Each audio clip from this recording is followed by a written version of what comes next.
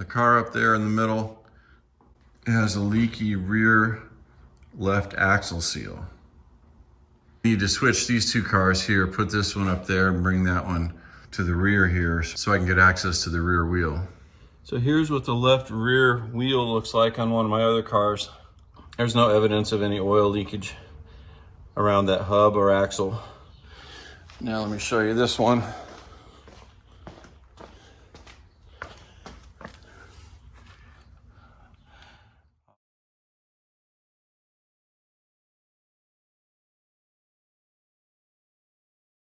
You can see the oil streaks all the way around the rim. And of course it's draining out onto the ground right there. My assumption is that the inner seal has failed and I just need to replace that.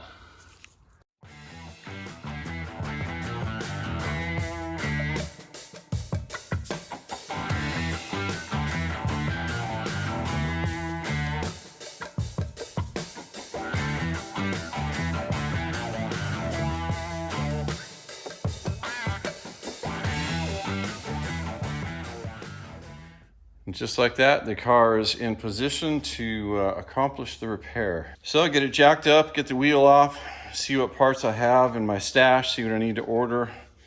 And it's not a terrible job, it's just a little bit tedious.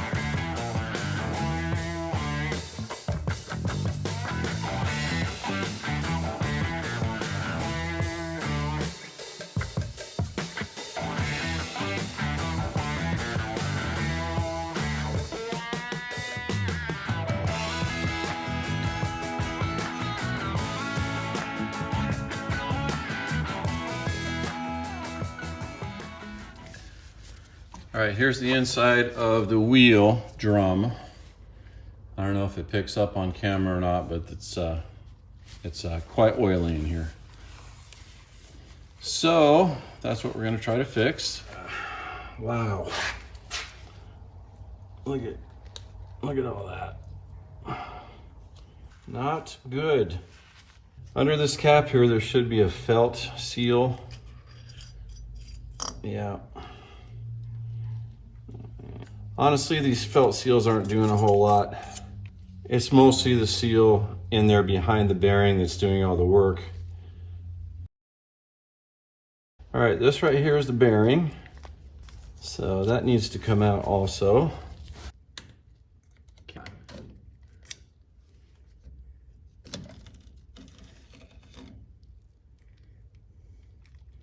All right, so down in there is the seal that we need to get out.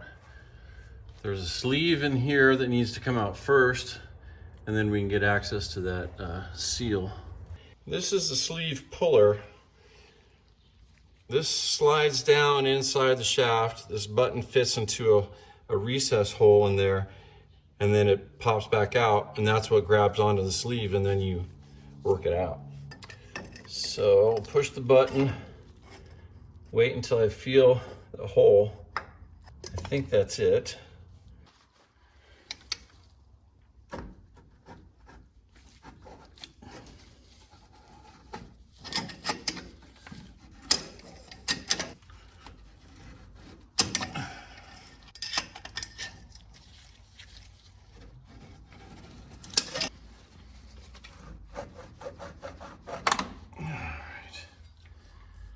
The next trick is to try to get that seal out. I got a grabber here.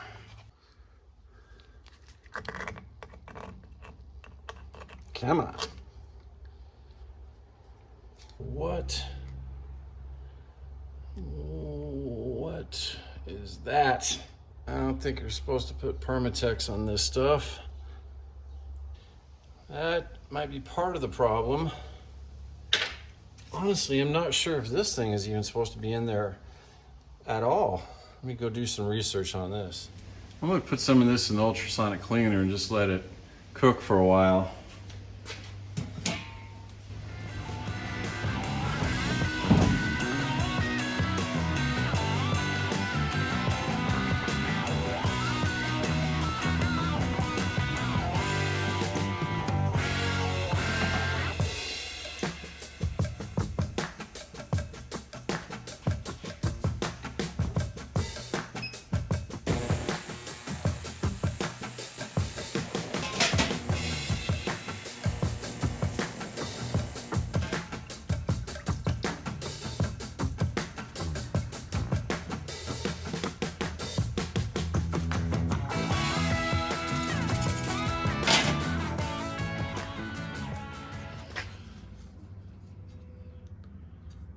Well, I continue to be impressed by this ultrasonic cleaner.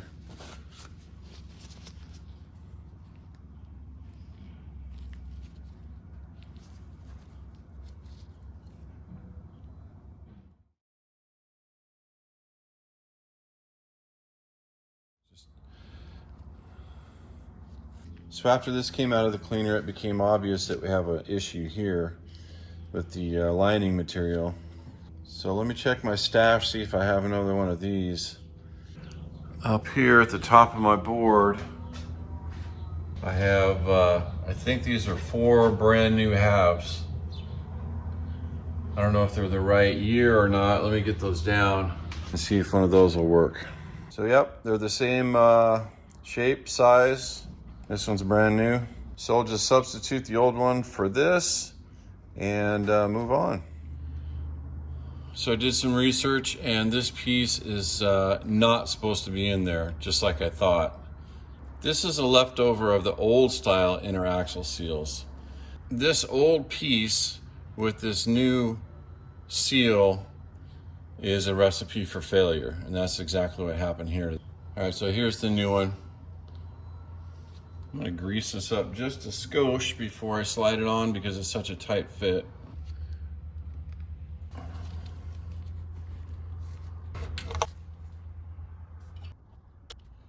Find the bottom. There's a little lip in there that it seats against.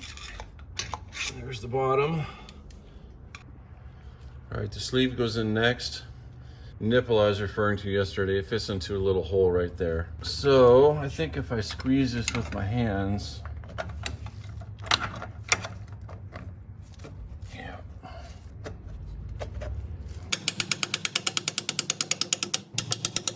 Here's this little nipple and hole that I was just referring to. So when you push the sleeve in, this has to be lined up with this, and then everything else will line up.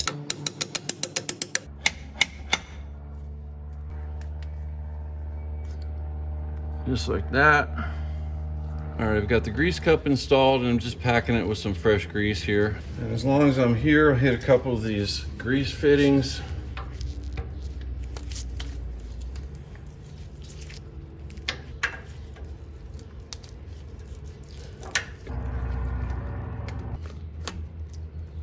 I want a lot of grease inside the bearing, but I don't want any grease out here.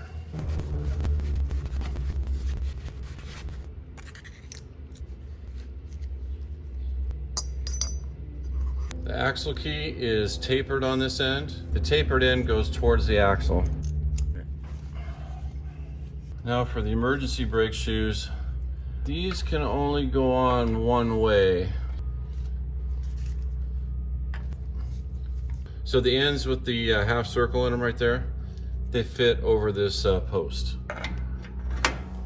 This cam rocks back and forth to engage the emergency brake. That's all these brake shoes do. I see an issue here. There's a chunk missing out of that side. So I just grabbed another new one off the pegboard there, and we'll use 2 new ones.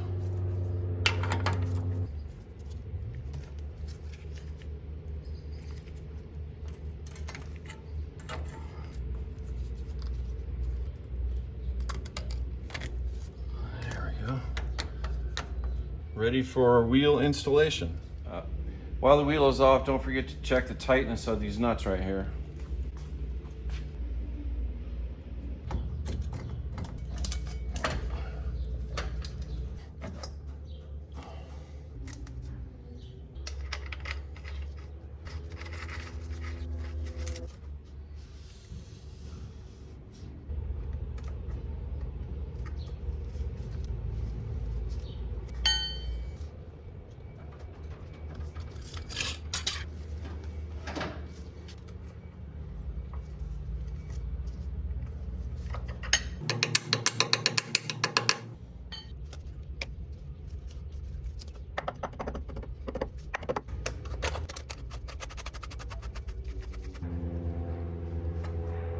Before I start the car and test the new seal, I want to make sure that we have enough fluid in the differential, which we probably don't because it's been leaking.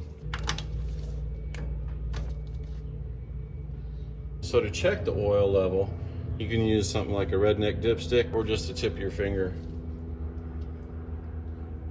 Level actually looks pretty good, which surprises me. Maybe it was over full before and that was contributing to the problem. But the level now is at a perfect level.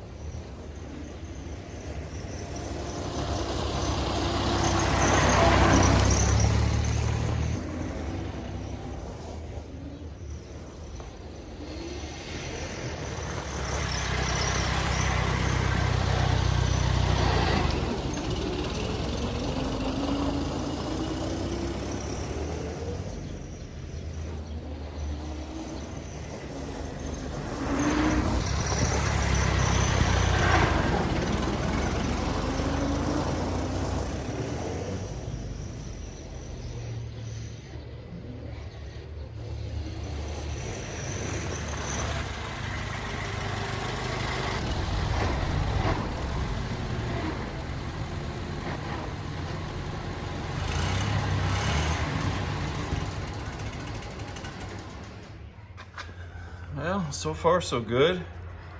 No evidence of leakage at all.